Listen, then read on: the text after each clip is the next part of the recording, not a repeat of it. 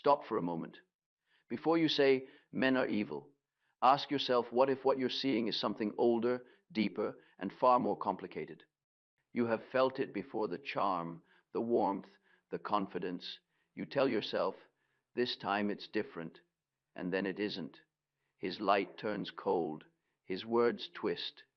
You feel small again, doubting what you knew. You leave, or maybe he leaves first. You cry, you swear you're done. But somehow, months later, another man appears, same energy, different name. This is how the cycle repeats. This is how pain disguises itself as love. And it goes on for years until you learn what I am about to tell you. Men are not evil, but they carry the force that can be. And unless they face it, they will use it blindly. The aggression that builds empires can also destroy the woman who loves them. The same hunger that builds families can consume them whole. You see, every man holds two energies: the light that creates and the shadow that fears. When a man refuses to face his fear, it leaks out as control, anger, withdrawal. That's when you start to feel unsafe. That's when love begins to hurt. But here is the truth that will set you free. You cannot save a man from his shadow. You can only learn to see it.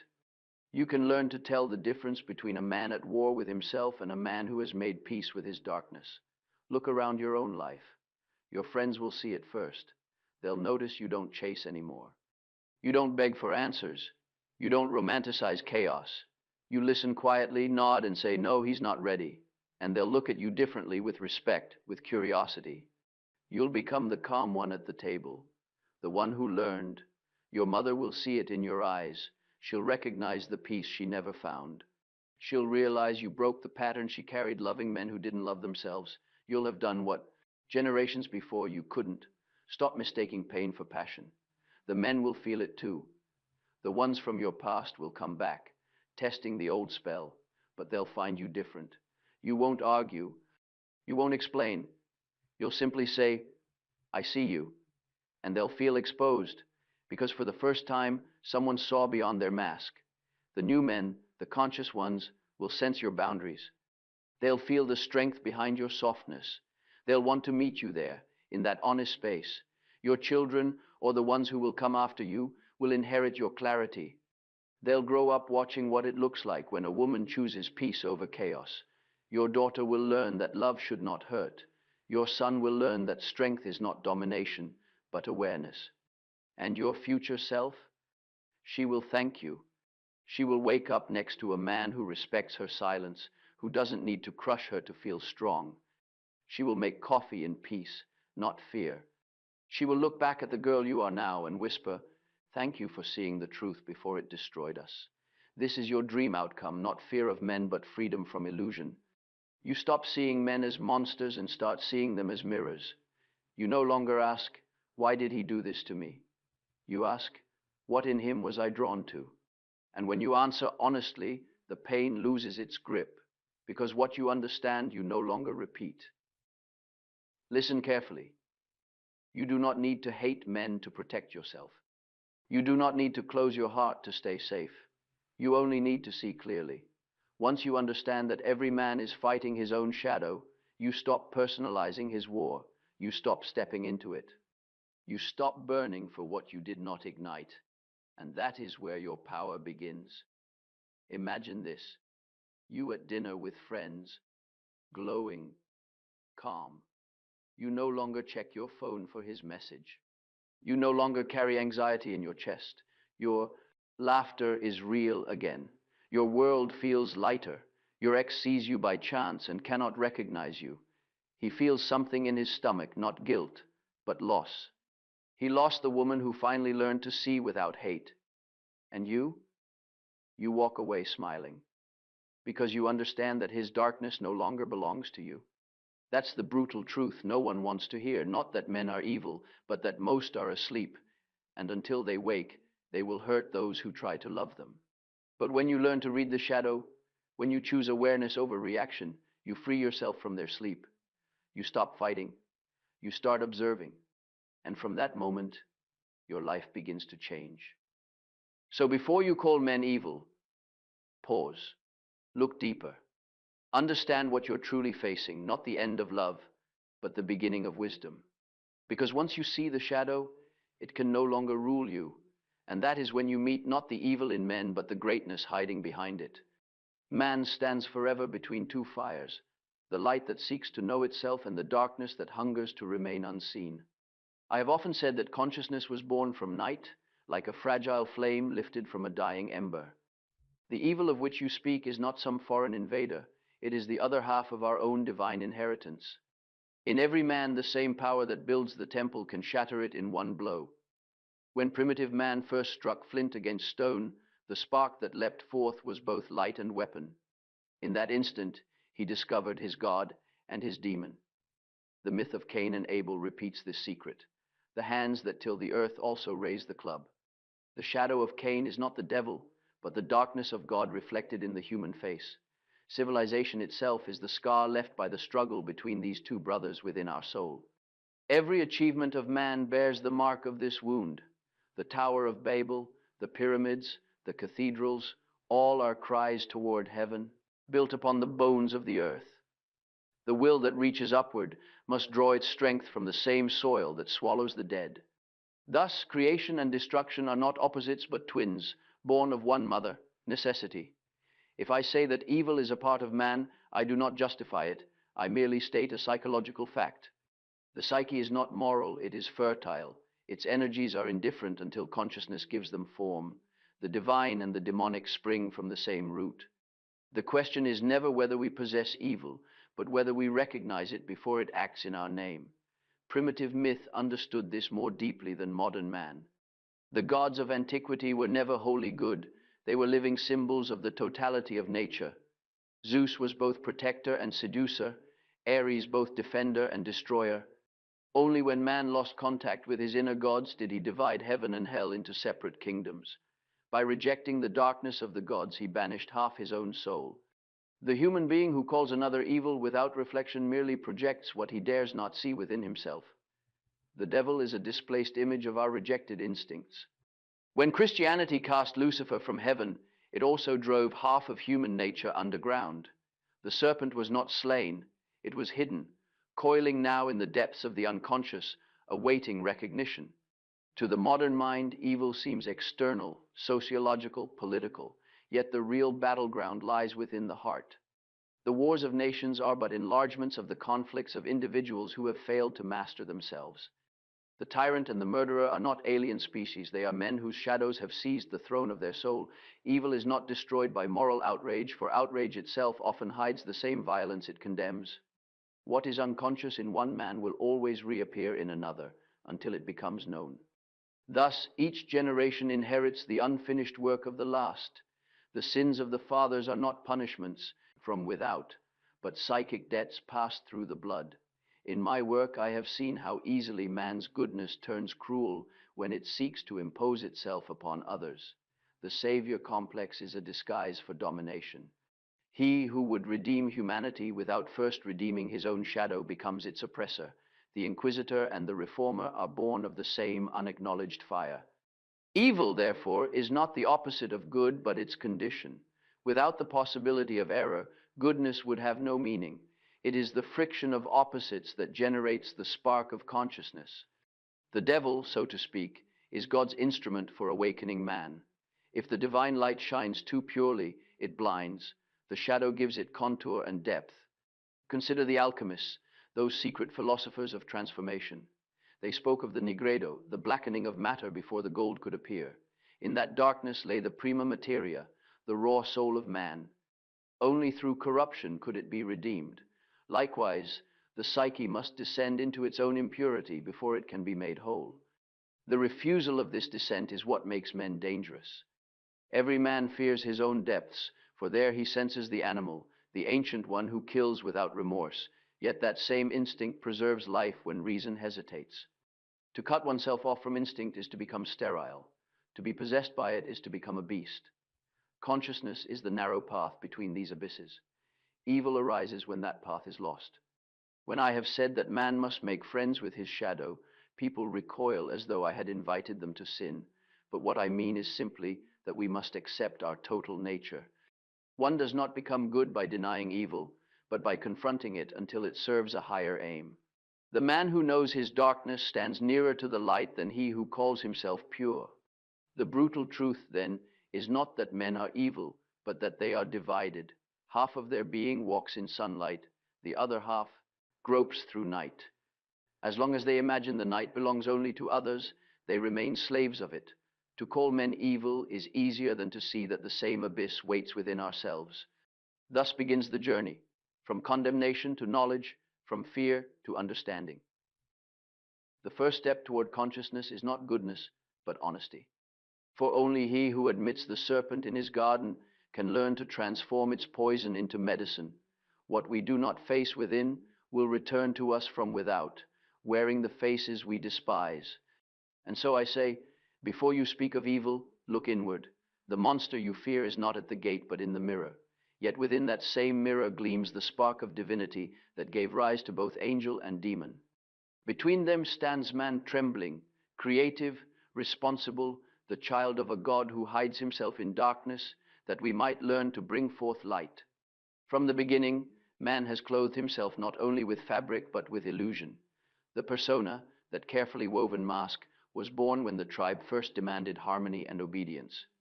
It allowed man to meet the gaze of others without revealing the turmoil behind his eyes.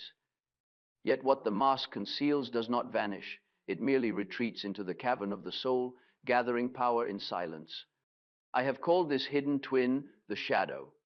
It is composed of all that the conscious ego refuses to admit: instincts, desires, and capacities condemned by education or faith.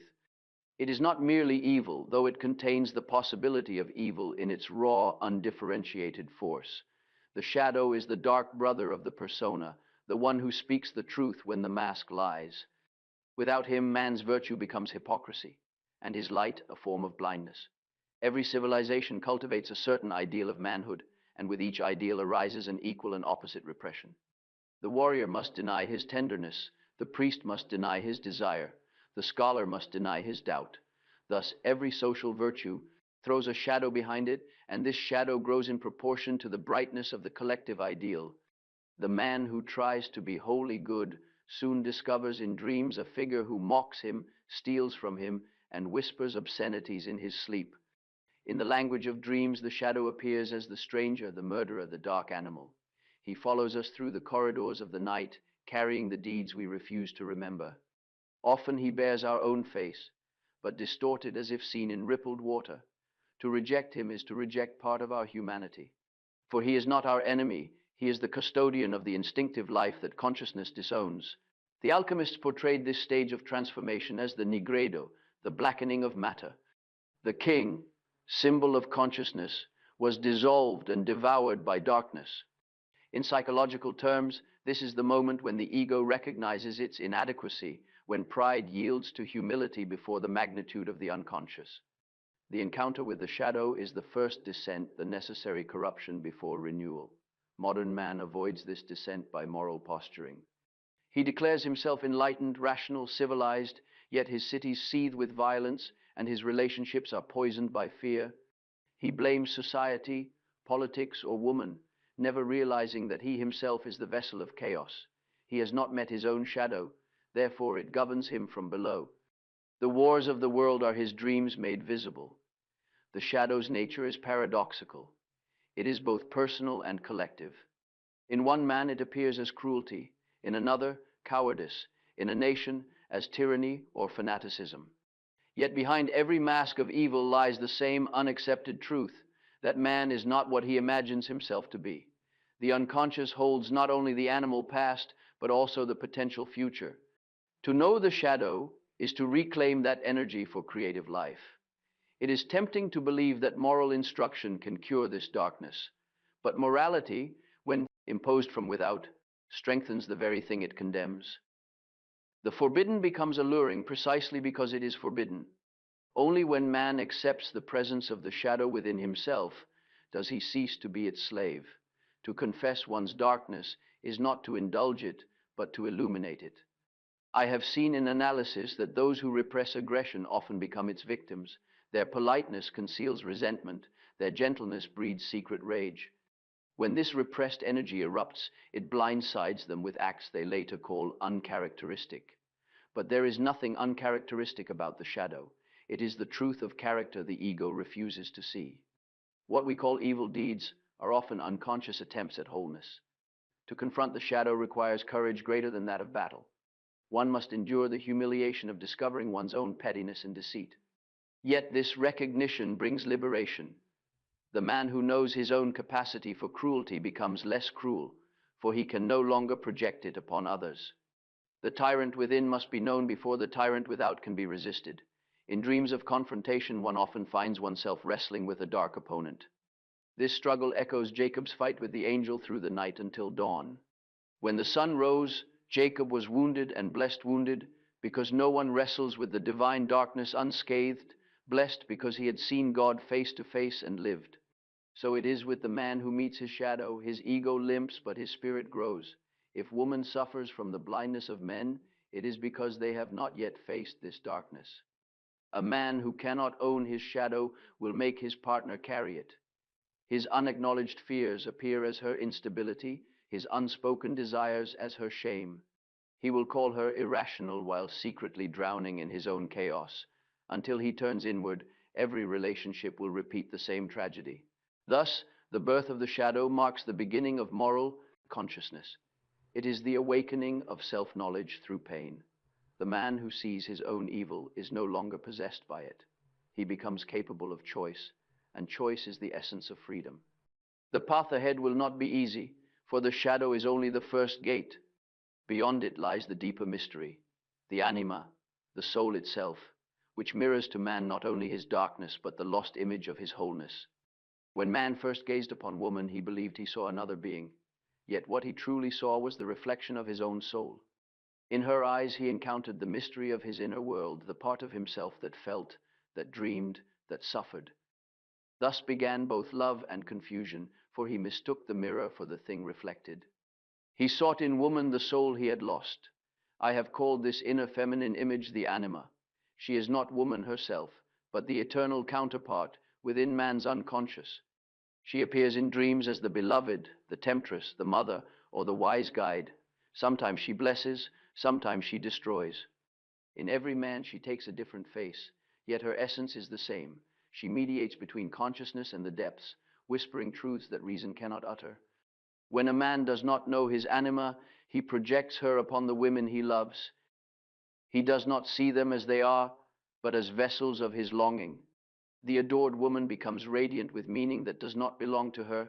She becomes the goddess of his inner world. But when the projection breaks, as it must, the same woman who seemed divine becomes unbearable. What he called betrayal is often only the return of his own illusion. The myths are full of such enchantments. The knight who rescues the maiden from the dragon soon finds that she herself carries the serpent's power. The hero who descends to the underworld to find his lost love often returns alone, for no mortal woman can embody the soul image he pursues. Thus Eros becomes tragedy. Man seeks in the other what perished, he must first find within himself. For the woman who loves such a man, the experience is often one of bewilderment. At first she feels exalted, chosen, as though her life has suddenly acquired divine purpose. But soon the light that idealized her turns to shadow. The man withdraws, criticizes, or seeks another mirror. She cannot understand why his eyes, once full of reverence, now hold indifference or contempt. She believes she has failed him, yet it is not she who failed, it is his vision that collapsed. The woman becomes the bearer of the man's unconscious. What he represses, she lives. His denied feelings flow into her like a subterranean river. She begins to carry his sadness, his anger, his longing for meaning. Many women become weary not of men, but of the unseen burdens placed upon them. They are asked to redeem what men refuse to face. Thus, the collective history of woman is entwined with the psychic poverty of man. It is not by accident that in myths the feminine often appears as both mother and destroyer. The same power that nourishes can devour. When man denies his own soul, the anima becomes demonic. She seduces him into obsession or despair. He calls her evil because she confronts him with what he has neglected. Yet she is not evil, she is truth, the mirror in which his disowned feelings appear in living form. You will find, if you look deeply, that many of the women who have suffered most from men were drawn to the unconscious in them. They sensed not the man himself, but the potential within him, the soul imprisoned in shadow. They tried to awaken it, to love it into consciousness. But one cannot redeem another's soul. Each must undertake his own descent. The woman who learns this ceases to be victim and becomes witness. She sees the man struggle without being consumed by it. In dreams, the anima often appears when a man has reached the limits of reason. She comes to him as a voice from the depths, speaking a language of image and feeling. Sometimes she appears as a beloved from youth or a stranger whose gaze knows him completely. She may lead him into dark waters, for only through immersion in the unconscious can he be reborn. The man who follows her wisely finds wisdom. The man who resists becomes lost in her labyrinth. The task, therefore, is not to kill the feminine within, nor to worship it, but to enter into dialogue with it. The anima is the bridge to the self, the totality of being that unites opposites. When man listens to her without fear, he begins to understand woman not as object, but as mystery equal to his own. He ceases to divide life into conqueror and conquered, mind and body, spirit and earth. He becomes whole. Yet this integration demands humility. A man must admit that his reason is not the sole sovereign of the soul.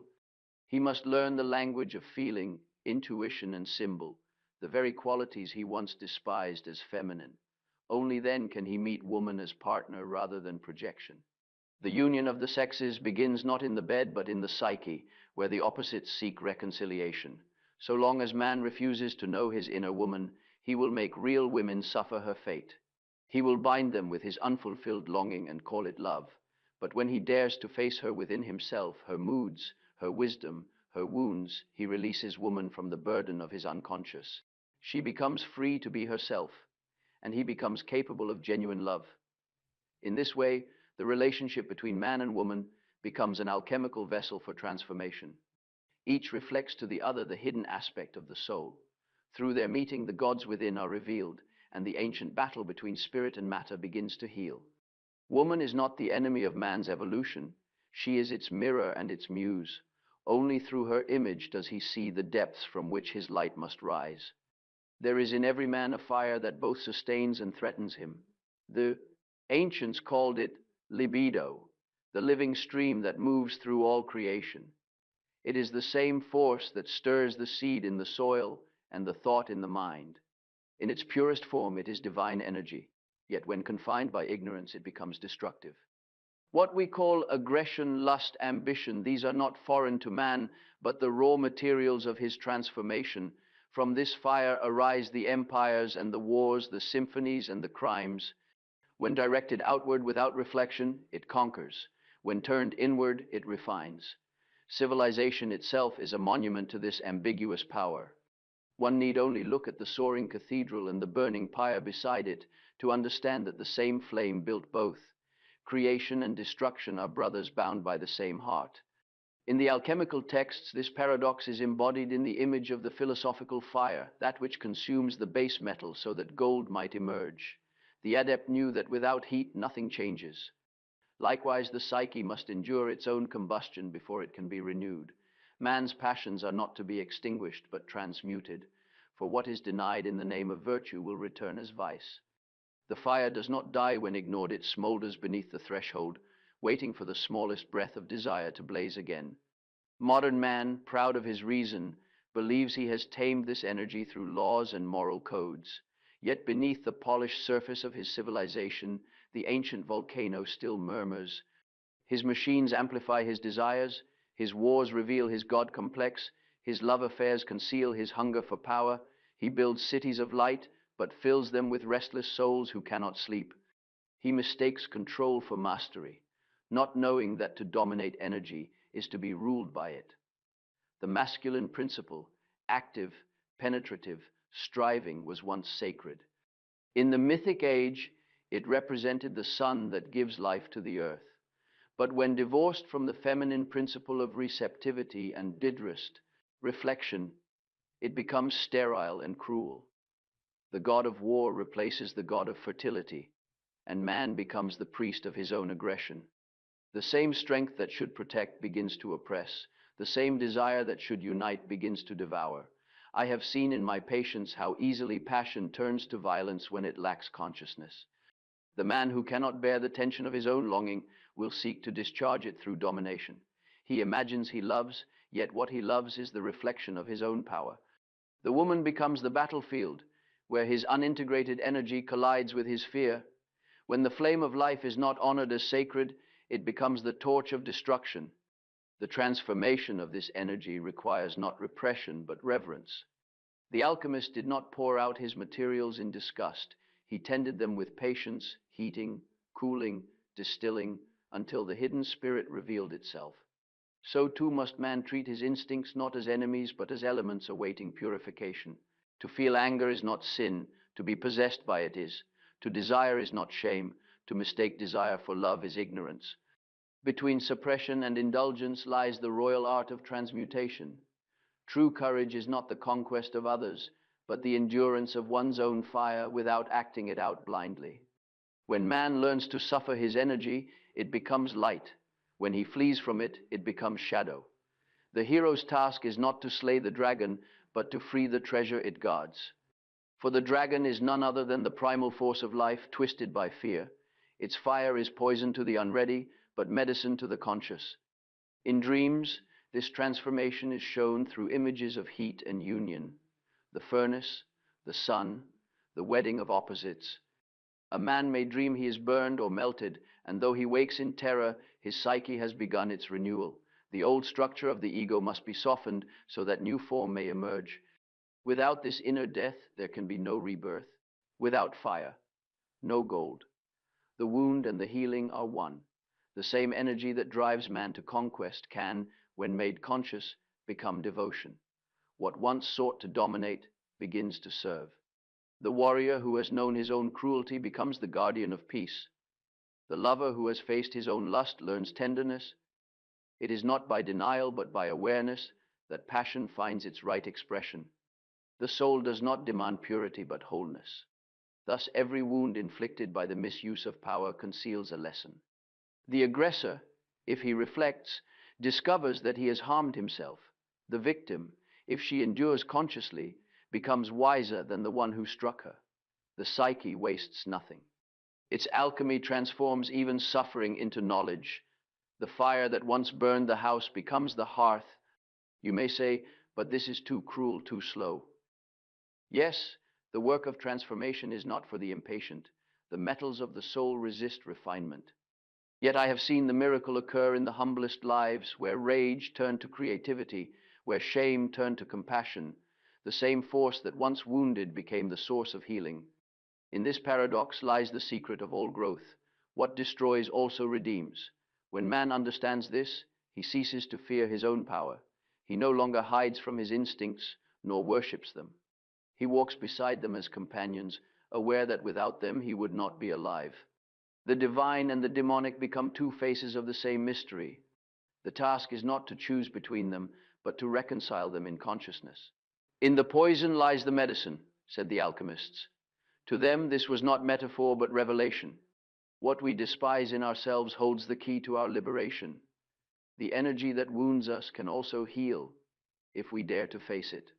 For in every fire, however fierce, lies the possibility of light, and in every man, however fallen, the seed of his own redemption. When the fire within man has burned through its illusions, another voice begins to speak from the depths. It is not the voice of reason, nor of law, but of something older and more intimate, the soul itself. In dreams, she often appears as a woman, sometimes radiant and kind, sometimes terrible in her wisdom. She is the anima, the eternal feminine that lives within man and acts as the mediator between his conscious will and the hidden order of his being.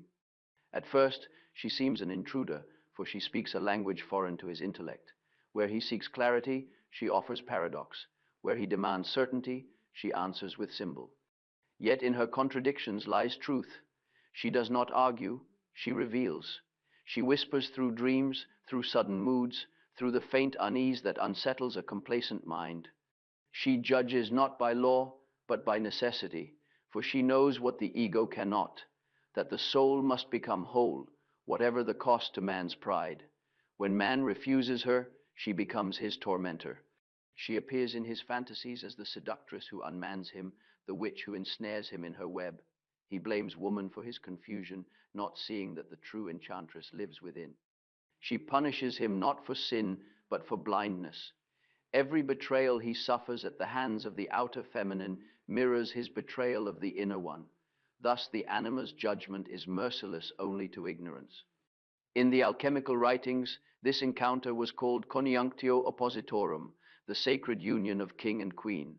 The king, symbol of consciousness, must kneel before the queen, the soul. Only then can the dead metal of his intellect be infused with life. When man dares to listen to this feminine wisdom within him, his rational world begins to dissolve, but what rises in its place is living truth. The soul demands nothing less than the transformation of his entire being. It is in this phase that many men turn to cynicism or despair. They feel betrayed by the world, not realizing that the betrayal is their own refusal to feel.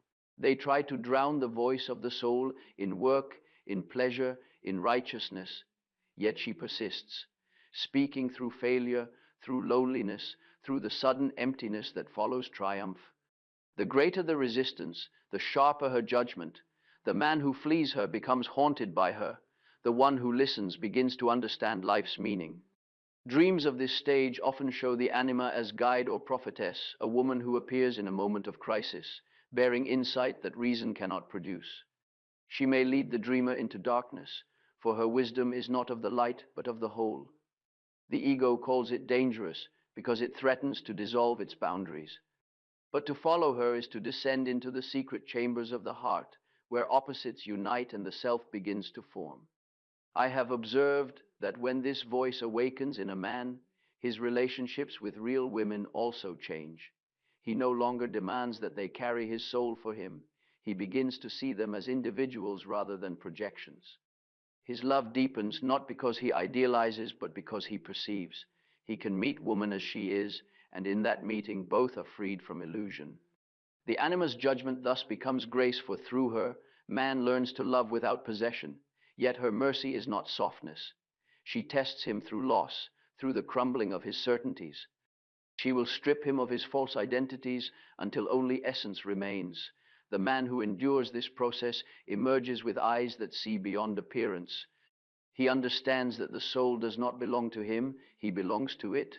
The pride that sought mastery yields to reverence. He learns that the feminine is not to be understood, but honored. In alchemy, this transformation was likened to the whitening of the material after the blackness of corruption. The soul, purified through suffering, begins to shine with new light. The man who once lived only by reason now speaks with the authority of experience. He has been judged not by an outer power, but by the truth within. The anima has tempered his will, softened his arrogance, and taught him compassion, that most difficult of virtues, born only from the recognition of shared weakness. To listen to the anima is to hear life itself speaking through the heart. She reminds man that his task is not to escape the world, but to reconcile with it, not to rise above feeling, but to give it form. Her judgment, though painful, is always just. It is she who restores balance when the masculine has grown too proud, too certain, too rigid. In her gaze, man sees what he has done to the world, to woman, to his own soul. And if he does not turn away, he begins the long work of atonement. This inner reconciliation marks the true beginning of wisdom. For the man who can bear the voice of his soul becomes a vessel of consciousness for all mankind. His power no longer wounds, it heals. His speech no longer dominates, it enlightens. The anima's judgment, once feared as punishment, reveals itself as initiation. She is the priestess who opens the gate to the self, the wholeness that transcends both man and woman, good and evil, light and dark. And so, every man must one day stand before this invisible woman and listen as she tells him who he is. If he hardens his heart, he will go on repeating his fate. If he listens, he will find his soul. Her words are not gentle, but they are true. They are the voice of life itself, calling him to become what he has always been, a bridge between heaven and earth, between the fire of creation and the silence that receives it. When a man has listened to the voice of his soul, he finds that her words are not a lullaby, but a summons. They call him downward, away from the bright surface of life and into the depths where meaning hides.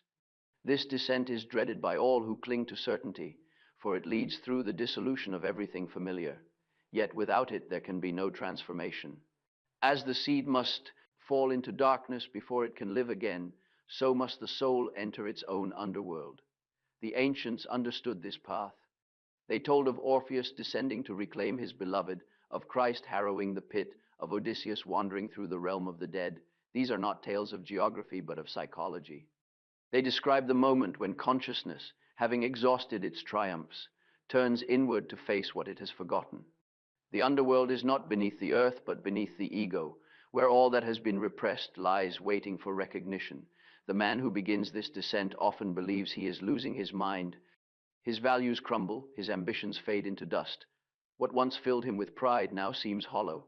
He may fall into despair or apathy, believing that life has betrayed him. Yet what has died is not life but illusion. The psyche demands payment for neglected truths, and it collects through suffering. It strips the ego of its pretenses so that the deeper self may emerge. In this darkness, dreams become the only light. They speak in symbols that bewilder the intellect but sustain the soul. One dreams of tunnels, of night seas, of coffins and serpents, of the fall into endless water. These images reveal the dissolution of old forms. The ego, that proud architect, must learn to drown, to surrender its control. This is the Black Sea of the alchemists, the stage of putrefaction in which all separations melt into chaos. The man who endures it without turning away will one day rise renewed, but most resist. They climb back toward distraction, clinging to work, pleasure, or moral certainty. They wish to be saved without dying, enlightened without descent. Yet salvation that avoids suffering is counterfeit. Enlightenment without shadow is illusion. The unconscious cannot be bypassed. It demands its due, and when ignored, it avenges itself through neurosis, through repetition of pain, through the endless return of the same failures in new forms. There is no map for this journey. Each must find his own passage through the darkness.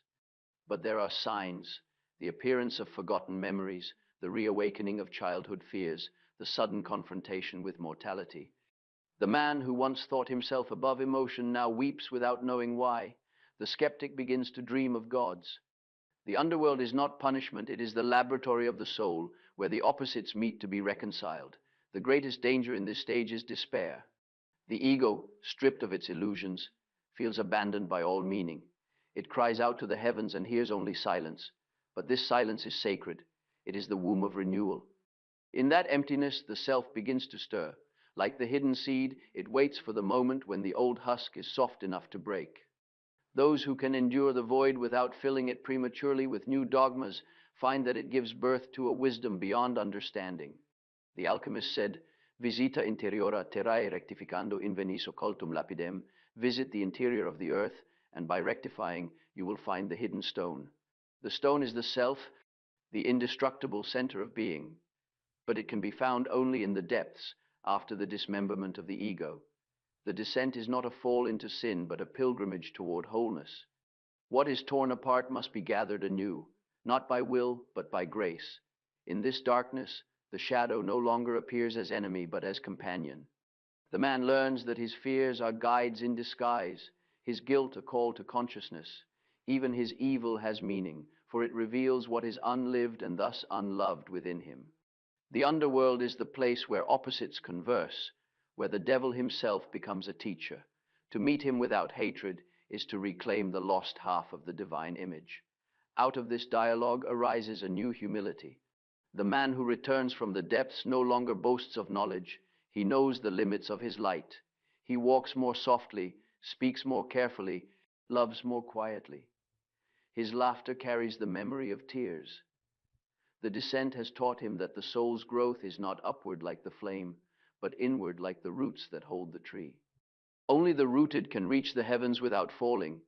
Every death in life, every heartbreak, every failure is a small initiation into this mystery. The world calls it misfortune. The psyche calls it necessity. For only through loss does the inner treasure reveal itself.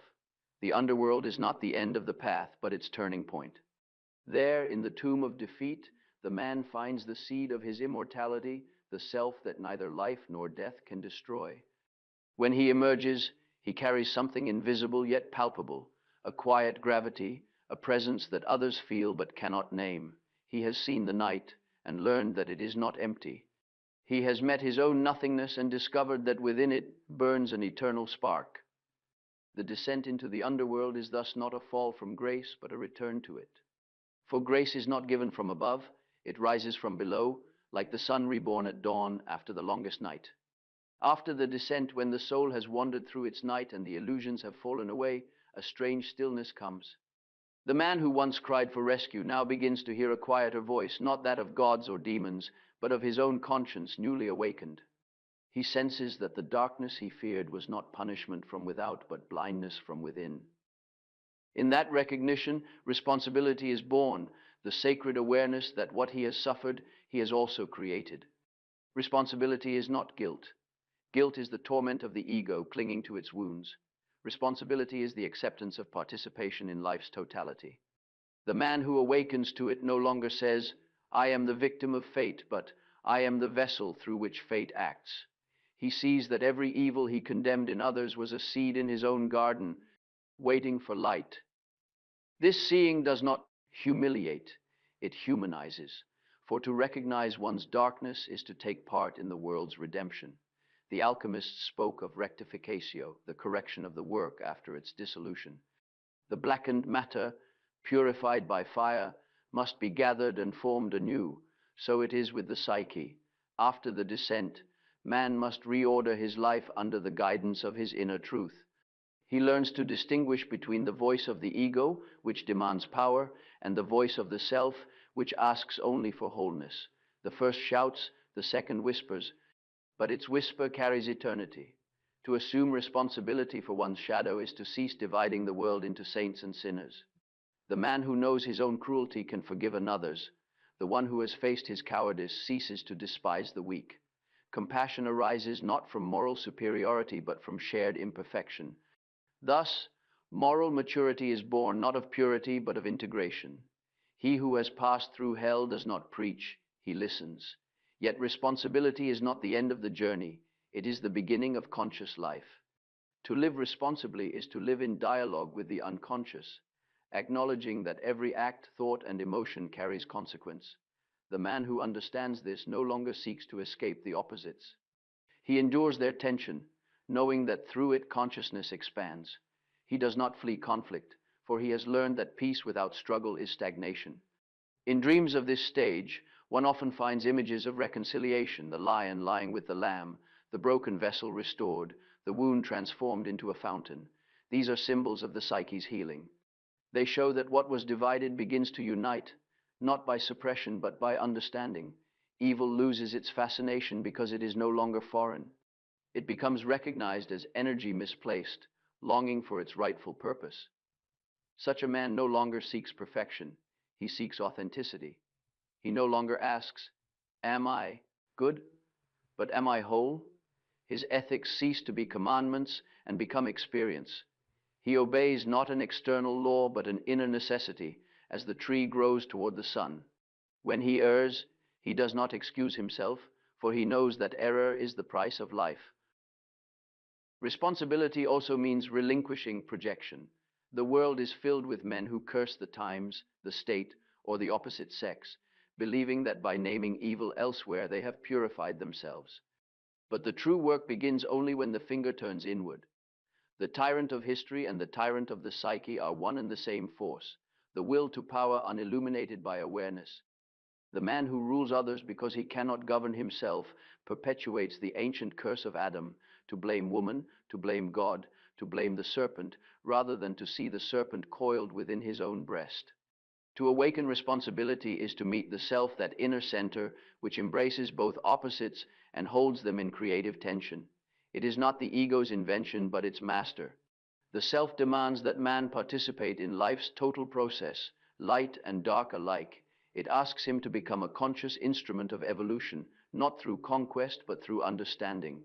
When he yields to this calling, his life acquires meaning, not comfort, but depth. This awakening transforms power itself. The man who once sought to control now seeks to serve. He discovers that authority founded on consciousness is stronger than domination founded on fear. He influences not by force but by presence. Others feel in him the gravity of someone who has suffered and learned. He becomes, without intention, a moral center around which others find orientation. True leadership arises only from those who have led themselves through the abyss. At this stage, love also changes. It is no longer the hunger of incompletion, but the act of recognition. He loves because he sees. He serves because he understands. To love another's soul is to accept its darkness as one's own. Responsibility thus extends beyond the self to all beings. The man who awakens in this way cannot exploit nature, woman, or his fellow men without wounding himself. His morality is no longer imposed by creed. It flows from the realization that life is one organism and consciousness its eye. The moral problem of our time is not sin but unconsciousness.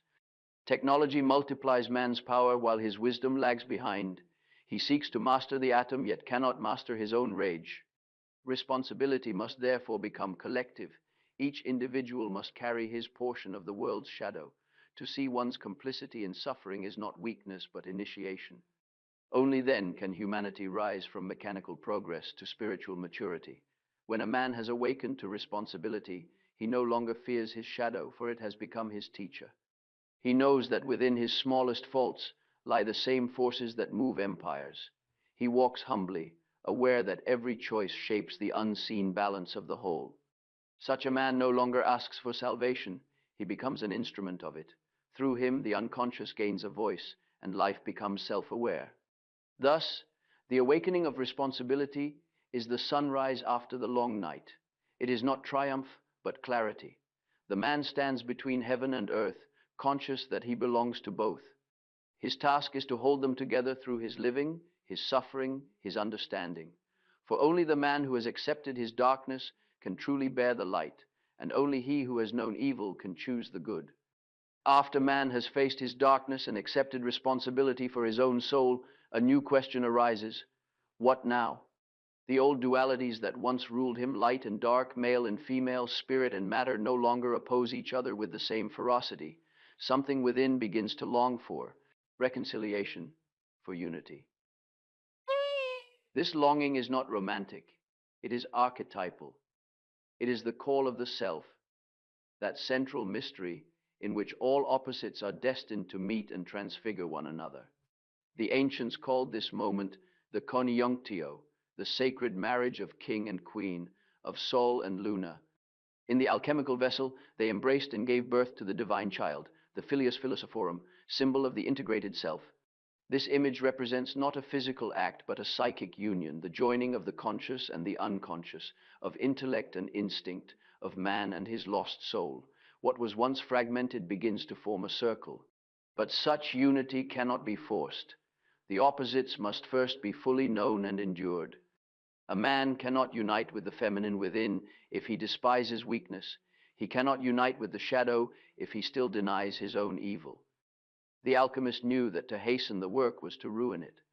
The fire must be tended slowly, lest the vessel crack. So too with the psyche. Only patience, humility, and love can sustain the tension between opposites until they reconcile of their own accord. This reconciliation does not destroy the opposites. It preserves them in harmony. Consciousness without instinct becomes sterile intellect. Instinct without consciousness becomes chaos. When the two unite, wisdom arises. The intellect illuminates what the instinct feels. The instinct roots what the intellect conceives. Thus man becomes both thinker and vessel, bridge between heaven and earth. His life no longer swings between extremes, but flows with rhythm, like the tides governed by both sun and moon. In dreams, this union often appears as marriage, as the birth of a child, or as the mandala, a circle enclosing a cross or a star. These are not fantasies of perfection, but revelations of wholeness. The mandala shows the psyche's natural tendency to order itself, to draw chaos into pattern. It is the image of the self made visible. When a man dreams such symbols, it means his life has begun to revolve around a new center, no longer the ego's ambitions, but the quiet law of his inner being. In love, too, this transformation becomes visible. What was once desire to possess turns into desire to understand.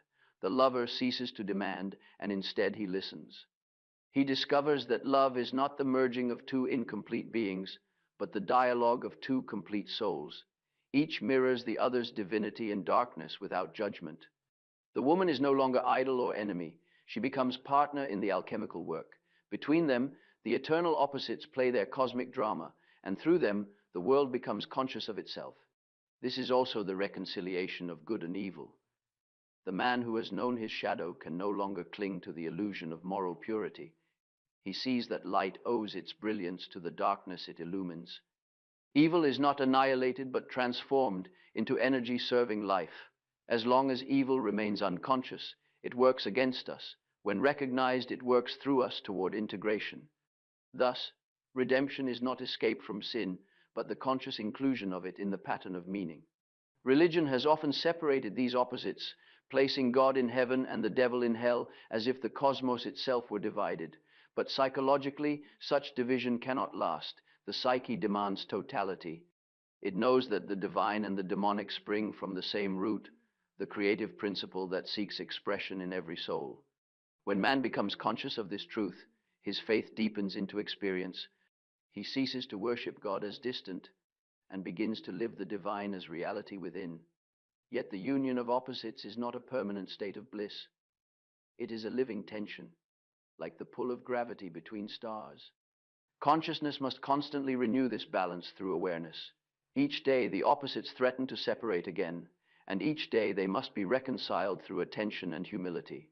Wholeness is not a possession, but a continual act of love, the willingness to remain in relationship with what one does not understand. In this stage, many feel called to express their inner transformation in art, service, or contemplation. The energy that once sought conquest now seeks creation. The man who has integrated his inner feminine gives birth to beauty. The woman who has embraced her inner masculine acts with clarity. Each becomes an image of the other's completion. Their lives radiate a quiet order that influences others without command.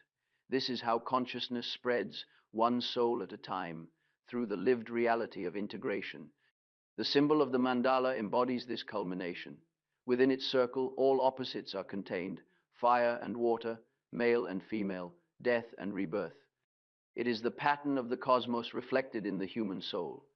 To meditate upon it is to remember that one's life is a fragment of a greater wholeness, and that every conflict, every suffering serves this hidden design.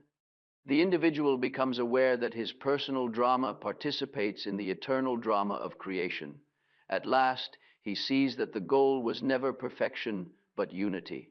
To be whole is to embrace imperfection consciously. The saint who rejects sin and the sinner who rejects grace are both incomplete. True holiness lies in wholeness, the ability to hold good and evil, joy and sorrow within one heart without denial. The man who attains this understanding no longer strives to be pure, he strives to be real. His peace is not the peace of avoidance, but the peace that knows conflict and transcends it. Thus, the alchemical marriage within the soul gives birth to the divine child, the symbol of renewed life. This child is not a literal being, but the consciousness that unites all contraries. It is innocence restored through experience, purity reborn from corruption, the eternal that appears in time. When this child is born, man becomes what he was meant to be, a conscious participant in the mystery of existence, neither slave nor master, but co-creator with the divine.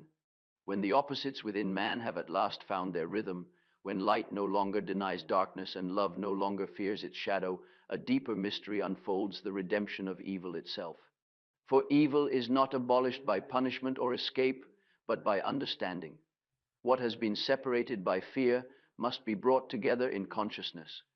This final work, the reconciliation of good and evil, is the secret labor of the soul. To speak of redeeming evil is perilous, for the mind easily misunderstands. Redemption does not mean approval. It means illumination. Evil, when brought to awareness, ceases to be absolute. It becomes relative to the wholeness that contains it. The devil loses his autonomy when he is recognized as a symbol of the unconscious divine. As the alchemist said, the blackness becomes light when seen. What man calls damnation is only the refusal to see. The book of Job already hints at this mystery. God allows the adversary to test the righteous man, not because he despises him, but because the divine must know itself through contrast. Job, stripped of his comfort, cries out against the injustice of heaven, and in his protest awakens to a greater vision of God, terrible, paradoxical, beyond moral categories. In that moment, Job becomes the first man to look upon the divine shadow and remain standing.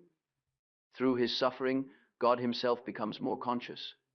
This is the meaning of human existence, that the divine might know itself through the consciousness of man. Therefore, evil cannot be excluded from the plan of creation, for without it, there would be no awareness of good. The light shines only because there is darkness to define it. The task is not to eliminate the shadow, but to integrate it, to make it serve the totality of being. The crucifixion is the supreme symbol of this. God himself suffers the darkness he created, and through that suffering, transforms it into love. Every man repeats this cosmic drama in miniature. Within him, the opposites struggle for dominion, his cruelty and his compassion, his lust and his tenderness, his pride and his humility. If he identifies with the light and rejects the dark, he becomes a hypocrite. If he succumbs to the dark and rejects the light, he becomes a slave. But if he can hold them both in consciousness, he becomes a redeemer, not of others, but of the fragments of God within himself. Evil, when seen, loses its fascination. Its mask falls, and beneath it one finds pain, ignorance, or hunger for wholeness. The murderer seeks power because he feels powerless. The liar deceives because he fears annihilation. To understand this is not to excuse, but to heal. For only compassion grounded in knowledge can transform destruction into creation. The psychologist's task, like that of the alchemist, is to discover the hidden meaning in what seems monstrous and to release the imprisoned spirit within it. The alchemists called this the rubedo, the reddening, when the purified matter turns to gold. After the blackness of despair and the whitening of purification, the red dawn appears symbol of life renewed through awareness. The man who has endured the whole process now understands that his evil was not alien to him, it was the seed of transformation. The very impulses that once enslaved him become sources of energy for creativity, love, and wisdom. He has not conquered the devil, he has reconciled with him. Such reconciliation does not occur once and for all.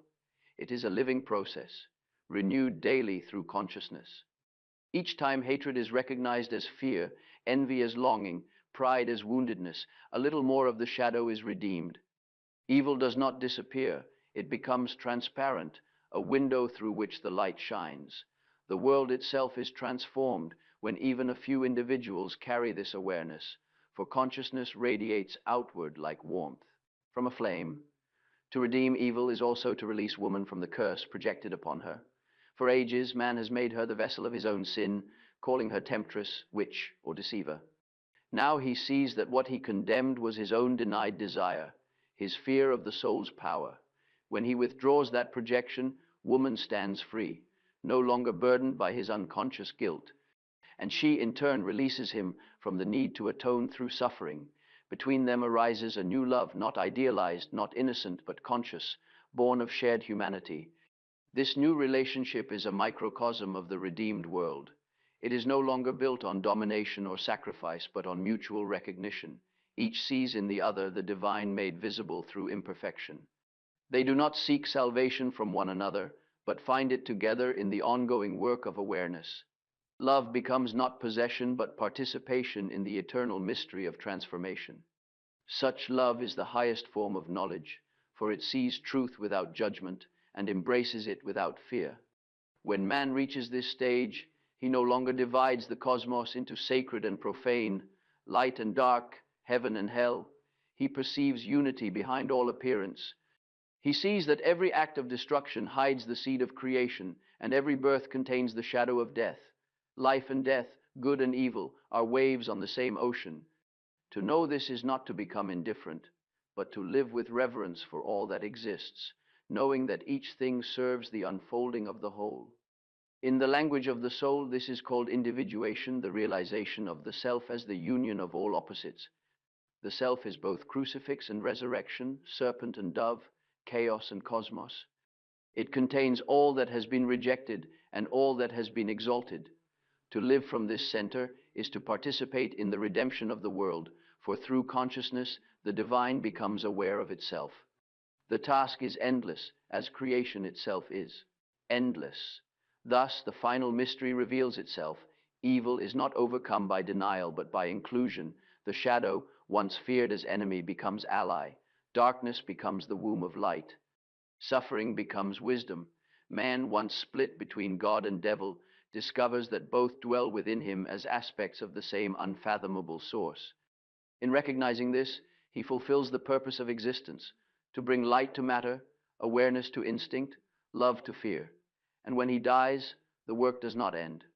Consciousness, once kindled, cannot be extinguished. It passes like a spark into the collective soul of humanity. Each man who redeems his fragment of evil adds to the slow transfiguration of the world. The gold of the spirit, refined through countless lives, accumulates in the treasury of eternity. One day, perhaps, the darkness itself will shine, for that is the meaning of redemption, that nothing, not even evil, is wasted in the work of God. So ends the journey. What began in ignorance and fear ends in knowledge and peace. The brutal truth that men are not evil but unconscious has become the gentle wisdom that consciousness redeems all. For what is known can be loved, and what is loved is transformed. The fire that once destroyed now warms. The darkness that once terrified now reveals the stars. In that union of opposites, man finds not perfection but wholeness, and in wholeness, the face of the divine that was hidden in every shadow.